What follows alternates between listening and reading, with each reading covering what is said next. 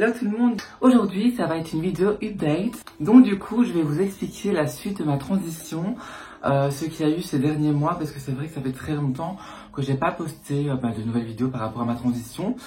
J'ai eu tellement de questions, mais vraiment quand je vous dis tellement, que je pense que je vais juste expliquer la suite. Mais je vais pas répondre à vos questions, comme ça je ferai 2 vidéos, sinon ça va être vraiment trop long. Et voilà, tout ça fait plus ou moins 1 an et demi que je suis hormonée.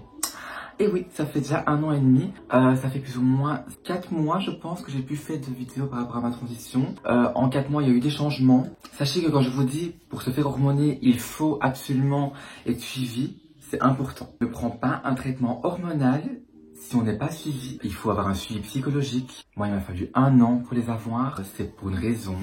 On a un suivi psychologique, on a des tests à faire. Moi je les ai pas eu tout de suite parce que j'avais eu des petits soucis par rapport à ma glande thyroïde qui était trop élevée. Donc du coup je devais rééquilibrer tout ça pour avoir mon traitement hormonal.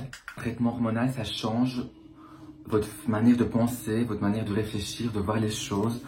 Vos émotions sont doublées, donc du coup quand vous êtes triste, vous êtes triste fois 2, tout est doublé. Vous avez toujours faim, vraiment ne joue pas avec des hormones, parce que des hormones c'est dangereux, jouer des hormones c'est dangereux. Si vous prenez pas la dose recommandée, ça peut engendrer des soucis. Ça change la répartition des graisses, donc du coup il faut savoir qu'on peut grossir. Moi personnellement je l'ai vécu, c'est pas une partie de plaisir. Donc voilà, je suis hormonée avec le médicament Proginova. Et avant j'avais œstrogène. Et comme bloqueur de testostérone, j'ai le spironolactone. Ouais. Donc du coup j'ai fait mes seins comme vous le savez. Je préfère le dire parce qu'il y a des nouveaux toujours qui me regardent et qui n'ont pas vu mes anciennes vidéos. Sachez que j'ai fait une vidéo sur ma poitrine de A à Z, avant opération, après opération. J'ai refait mon nez 2 fois, c'est tout simplement ce que j'avais envie, c'était esthétique. J'aimerais bien le faire une 3e fois, je vous avoue, pour l'affiner encore un peu. Sachez que si je refais mon nez, c'est pas dans la transition, parce que je sais bien qu'il y a des gens qui disent oui, mais généralement les personnes qui sont en transition, ils font toujours des chirurgies, pas obligé. Vous pouvez être si vous êtes une femme et vous n'avez pas envie de vous faire opérer de quoi que ce soit, c'est votre choix et c'est pas pour autant que vous n'êtes pas une femme. Un exemple, moi, je suis une femme. Pourtant, je garde mon sexe. Ouais, je garde le sexe d'origine. Mais c'est pas pour ça que je suis pas une femme. Le sexe ne définit pas un genre. Dans ta tête, tu es une femme ou un homme. Personne peut te juger. Tu es une femme ou un homme. Donc, je fais des chirurgies, c'est parce que j'aime le corps féminin. Donc, j'aime la féminité, j'aime les courbes, j'aime les formes. Ça, c'est vraiment ma perfection des choses. Mon idéal de femme, pour moi, c'est une mâchoire vraiment toute fine, un nez tout fin. Une poitrine, ça c'est mon idéal à moi, mais c'est pas pour ça que vous devez le faire et je n'inciterai personne à faire de la chirurgie. Voilà, c'est vraiment important pour moi de mettre un point sur ça, parce que j'ai pas envie que vous me regardiez et que vous vous dites ah ben si elle fait ça je dois faire ça, vous voyez. Non, pas du tout. Du coup je vais en venir à mes chirurgies, ce que j'ai envie de faire, parce que là j'ai fait mes seins, mon nez 2 fois, j'ai fait des injections aux lèvres, aux pommettes et au menton pour affiner mon visage. Mais je trouve que c'est pas assez, donc j'aimerais bien refaire ma mâchoire, mais donc ce sera pas avec des injections, ce sera vraiment naturel déjà, mais j'aimerais bien juste affiner à ce niveau-là. Donc voilà, là c'est carré, j'aimerais bien casser pour que ce soit vraiment beaucoup plus fin. J'aimerais également toucher au menton pour l'affiner comme ça, mais pas trop, hein, pas trop. Et j'aimerais aussi mon nez légèrement, mais un tout petit peu, pas trop non plus. Parce que je me dis, si j'affine là, il faut affiner là, vous voyez. Et mon front, parce que là j'ai une perruque, donc ça se voit pas. Mes racines sont carrées au niveau des cheveux. J'aimerais bien l'arrondir, ouais, c'est tout. Après, je pense que j'arrêterai. Et peut-être mes hanches, peut-être plus tard, et me faire une liposuction parce que j'ai grossi. Mais c'est tout. Donc comme je vous ai dit aussi au début, faut savoir que les hormones, du coup ça change la façon de penser, les émotions, etc. Faut savoir que moi je me sens super bien, vraiment super bien. J'ai toujours dit que les hormones n'ont pas eu grand effet dans mon moral. J'ai toujours su, on va dire, gérer parce que j'ai toujours été bien entourée. J'ai toujours essayé de faire en sorte que tout aille bien. Après, je sais bien que voilà, quand j'ai un petit coup de blues, je sais bien que les effets sont 2 fois pires, mais je le sais. Vous voyez, je le sais. Parce que c'est avec l'habitude, avec le temps, l'habitude, etc. On sait bien que c'est à cause des hormones, vous voyez. Parce que des fois, je suis pas mal, mais j'ai vraiment un coup de blues sans raison. Je suis vraiment super bien, il n'y a vraiment rien pour m'attrister ou quoi que ce soit. Je sais bien que c'est les neurones, du coup, je suis sur mon canapé, je regarde un petit film, j'écoute de la musique pour m'occuper. Donc du coup, vraiment, sinon, mis à part ça, il y a vraiment tout qui va bien. Et j'ai pas vraiment eu d'effets secondaires, même au début, je crois que je vous l'avais déjà dit plusieurs fois dans mes vidéos update. Sinon, bien évidemment, ma voix, ma voix. J'ai voulu, bien évidemment, aussi la refaire, parce que, avec vous, je me sens totalement à l'aise de parler comme maintenant, avec ma famille, avec mes amis, etc. Je me sens également à l'aise, mais c'est vrai que dans la vie extérieure, je ne me sens pas à l'aise avec ma voix. Tout simplement parce que je sais bien qu'il y a toujours des gens qui se questionnent, ah, celle-là a une voix plus grave et tout.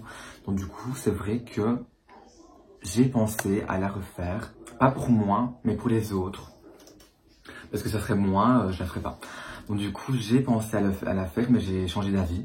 Voilà, parce qu'en fait, j'ai parlé à, comment ça s'appelle, Marciella, je pense. C'est une femme, c'est une logopède qui est hyper réputée dans le changement de voix pour les personnes transgenres. Et elle m'a complètement déconseillé de faire cette opération. Tout simplement parce que c'est une opération qui est très risquée. On a une chance sur 2 qu'elle rate. Alors c'était pour parler comme ça toute la journée? Non, vraiment pour m'épuiser, ça commence à me saouler déjà parler comme ça. Alors si je parle comme ça, avec une voix soufflée, c'est pour s'épuiser aussi la voix, genre c'est pour la fatiguer. Et genre non, voilà, je ne veux pas. J'ai également parlé à plusieurs personnes transgenres qui me suivent sur les réseaux, ou même des amis à moi, qui ont également fait l'opération et qui m'ont dit qu'elles regrettaient. Voilà, donc c'est pas une blague. Au début, je voulais genre écouter personne, le faire quand même, être égoïste et ne pas écouter la logopède, mais quand mes amis m'ont dit ça et quand les personnes qui me suivaient m'ont également dit ça, je me suis dit non, je ne fais pas. Je peux pas prendre de risque, je veux pas avoir une voix comme ça. En plus, j'ai de la chance que je sais parler comme ça. Mais je peux parler comme ça. Je peux parler comme ça. Voilà, je peux vraiment jouer avec plein de tons différents. Et même chanter et tout. J'aime bien chanter, même si je chante pas. Mais c'est vrai que si je me fais opérer, c'est possible que je ne sache plus chanter, c'est possible que je ne sache plus crier, je sache plus, voilà. C'est pas vraiment mon but. Et les filles, j'ai un petit truc à vous montrer. Donc si vous aimez prendre soin de vous, comme moi je prends soin de ma peau, je me maquille, je me parfume. C'est vraiment quelque chose que j'aime bien. Il y a des jours, c'est vrai que je fais rien du tout. Je suis une grosse parlosse assise dans le canapé, on dirait une grosse larve qui n'a jamais rien fait de sa vie. Sinon, en temps général, c'est vrai que j'aime bien m'apprêter et tout. Mais il faut savoir que prendre soin de sa peau, c'est aussi un bon nettoyage de peau. Et un bon nettoyage de peau, ça commence avec quoi? Avec de l'eau, on est d'accord. Mais l'eau, ça provient de vous. Soit du robinet ou de la douche.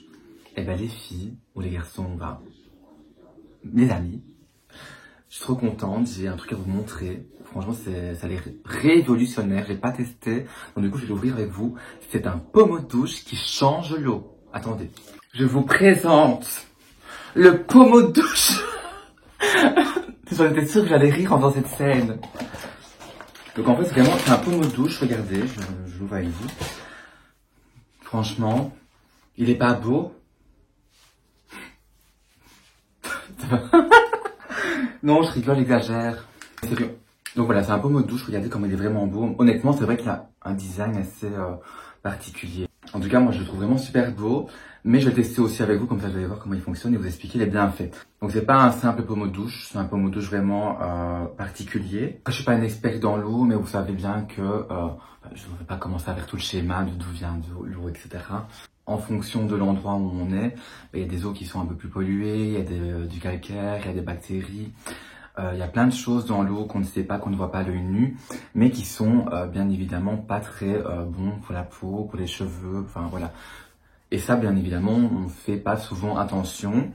C'est un pommeau de douche qui coûte seulement 39 € et je trouve que pour le prix et pour l'efficacité, enfin, et pour les et pour l'efficacité qu'il produit, je trouve vraiment que c'est pas cher du tout. Donc du coup, la marque c'est Biotège, comme ça vous savez, je vais vous mettre le lien en barre d'infos. Et en fait, c'est un pommeau de douche filtrant à 99%. Qui protège votre peau et vos cheveux pour un meilleur bien-être. Donc du coup, le filtre, il filtre le calcaire, le chlore, les métaux, les impuretés. Et ça rajoute du collagène. Le collagène, c'est très important pour la peau. Ça évite que la peau vieillit, donc voilà. Et d'autres choses aussi. Ça hydrate, il y a un hydratant apparemment dedans. Et il y a de la vitamine C. Donc c'est vraiment que des trucs qui sont vraiment bons pour la peau. Bien évidemment, le filtre, il faut le changer. Voilà, comme ça vous savez aussi, ça s'auto-nettoie pas. Donc, du coup, tous les 3 mois, il faut donc dévisser ça. Je vais le faire avec vous, comme ça vous voyez. Donc tous les 3 mois, vous faites ça.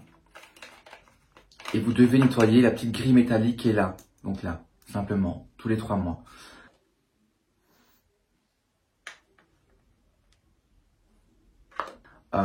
Puis après, vous le remettez. Et du coup, tous les 6 mois, il faut remplacer ça. Donc, je suppose qu'on fait les acheter individuellement sur le site. Si le pommeau de douche coûte 39 €, je pense pas que ça va coûter fort cher. Et à mon avis, ça va sûrement se vendre avec plusieurs. Donc, du coup, ça, c'est tous les 6 mois. Ça dure quand même très longtemps. Hein. Franchement, pour le prix, honnêtement, c'est vraiment pas cher du tout. Et pour le refermer, il faut bien revisser ça pour pas y avoir de fuite, simplement. Voilà. Là, c'est bien fait. Je vais le tester, je vais vous montrer comment ça fonctionne, parce que je suis curieuse aussi. Ah oui, aussi, apparemment, aussi, il faut remplacer le fil qui est là. Et apparemment, ça fait tous les 2 mois. Du coup, on va aller tester tout ça. Hein. Voilà, il est mis. Oh, il est vraiment beau, hein. Donc, du coup, je vais mettre l'eau. Ah merde, c'est pas ça, c'est pas ce côté-là, je conne. Putain de merde! C'est une blague! Je suis trompée! Je me suis trompée de cossence! Waouh! Regardez! C'est hyper satisfaisant, c'est vraiment... j'adore. On dirait une pluie, mais vraiment toute fine, là. Ah bah j'ai vraiment hâte de me laver avec. Attendez, parce que l'eau, ça coûte cher. Vous voyez la différence? Les trous sont beaucoup plus fins là, que là, ils sont beaucoup plus gros. Donc voilà, nous voilà à la fin de la vidéo. Donc si vous avez des questions, n'hésitez pas à les mettre en commentaire. En tout cas, j'espère que cette vidéo vous aura plu. N'hésitez pas à liker cette vidéo si vous l'avez appréciée. En tout cas, moi, ça me ferait super plaisir et n'hésitez pas à la partager également. Donc du coup, vous connaissez la phrase de la fin. Je vous fais plein de bisous et on se dit à la prochaine. Bye. Enfin. Oh